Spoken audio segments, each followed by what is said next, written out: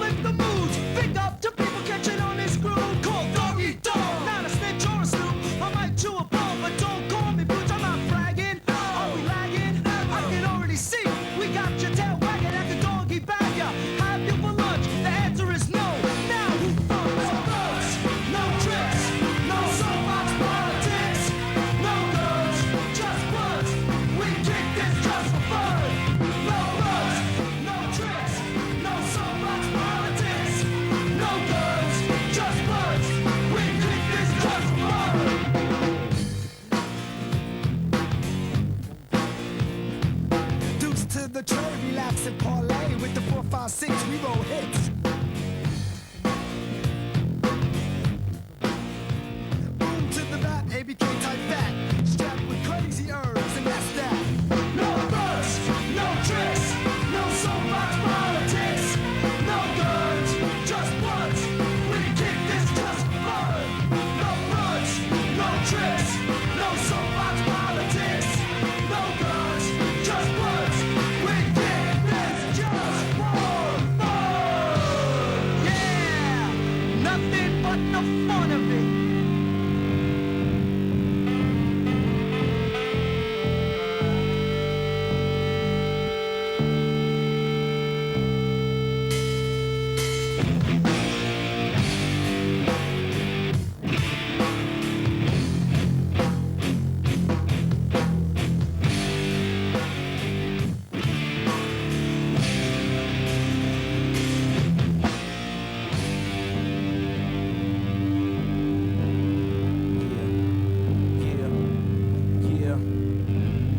Check it out, check it out. We travel around all through any city. Some got beef, but they won't get to me.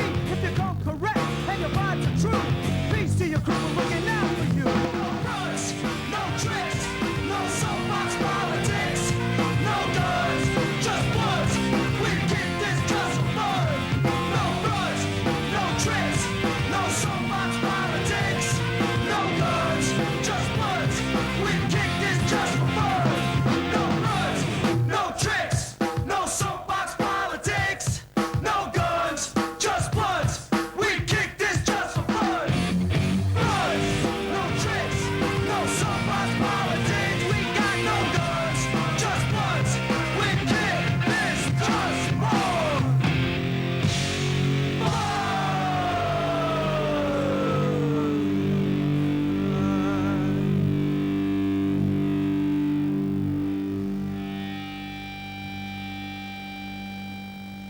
Well, we're all kitted out in our snowboarding gear down here at Snowboard Asylum in London, talking to Dog Eat Dog. John and Dave still with me, and the All Borough Kings record has been out for 2 years now, and that in these times that's quite a long life for a record. I know that you've kind of been sustaining it through the touring, and the videos just kept on becoming a bigger and bigger success.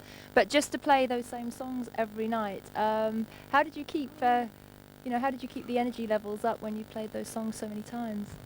I think the original thing that starts out when you play live is that as a band we throw energy out to the crowd. And as the shows got bigger, the more we toured, the energy just started getting bigger and bigger. And even if like we hit the stage and somebody was tired or sick or hungover or drunk right then, we fed on the energy of the kids. And I really have to say, like, that support gets you through playing the same songs night after night. Like, we brought covers in, to have fun with that. We jammed with different musicians, had like Billy from Biohazard would come up sometimes, and the guys from Downset would come up and sing with us. It was just like always something going on. We always try to make it new, but the kids really supported us. Good. And of course, all that endless touring is really going to pay off on the next record, because you've gone from being a fairly inexperienced band touring-wise to having played hundreds and hundreds of shows. How's that going to be evident on the new material? Well, I mean, as musicians, we're better now. Like John, started out like he never really like sang too much or whatever, and then he went to like a vocal coach even, and all the touring, like his voice has gotten so much better. And same thing with me and all the rest of the band. We're better musicians, and you can hear that on the new material. Like, we're trying different things. It's not just like, I like heavy music, but we're not writing just to be heavy. We're writing like great music to us and everything. So yeah, and the shows too. We have a reputation as being a great live band, and we're not going to let kids down or anything like that. So no matter how we feel, we're going to put the best show we can every time. We're also getting to see a lot of things that the average person doesn't get to see with all the traveling that we do. We get to talk to people on a really deep level sometimes, and that affects people. I think we're more mature and we're better for all the touring, and I think lyrically it's going to show that, we've grown up a bit as well.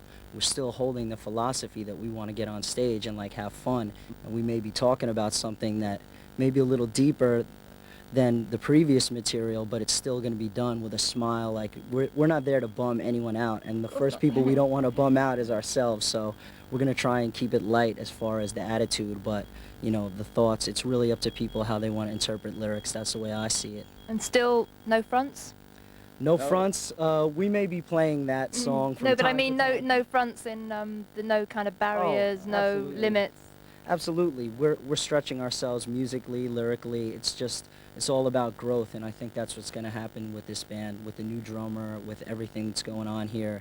It really, the future's so bright, we got to wear shades. Exactly, well, we are. We get scared when people say no fronts, like, no, not that, not again. I meant the philosophy of no fronts. So just very quickly, we're down here. I know you're big snowboarding fans, and I'm just wondering, I've never actually tried it myself, but I'm just wondering, how does the thrill of snowboarding compare to being on stage and playing live?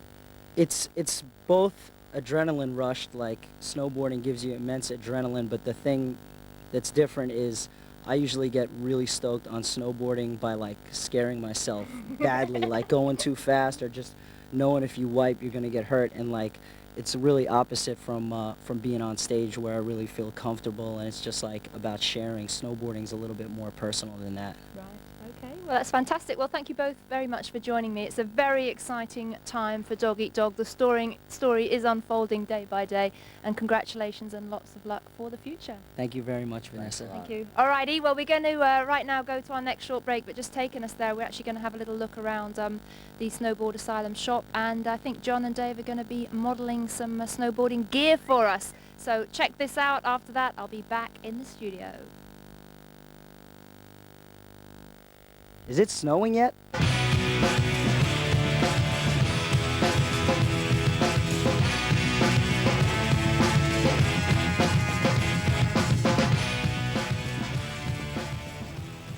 First thing you definitely need to go snowboarding are sunglasses. Dope sunglasses are essential.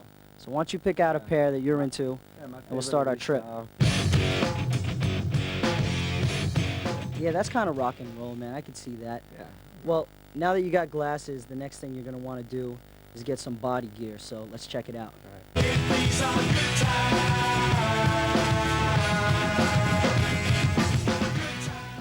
It's not happening for you, Dave. You got to find a jacket. That's pretty cool. That's loose, unrestricted. It's protected on the elbows and on the butt where you need it. Pretty dope. It's got a hood on it. What do you think? It's a keeper. Killer.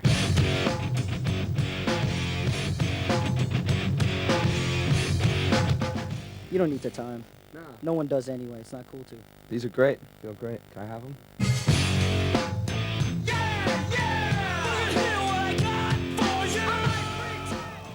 Next thing you need is definitely a good board.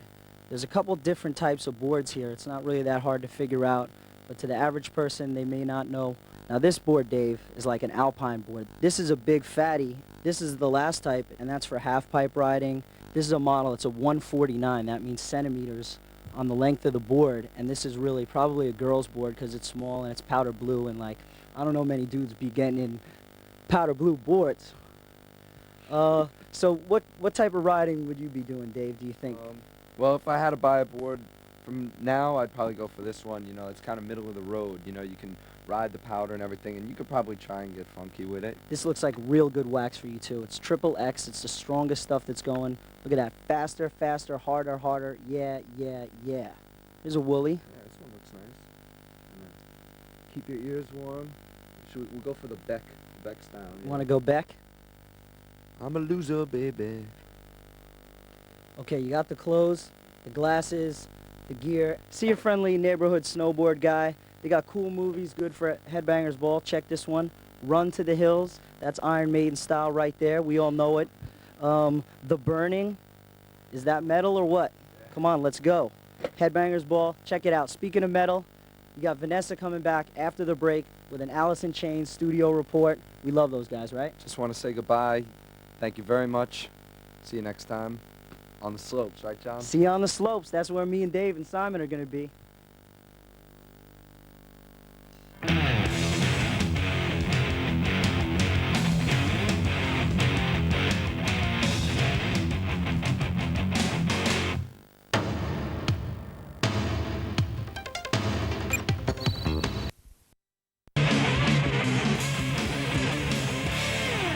Everybody get together, try to love one another.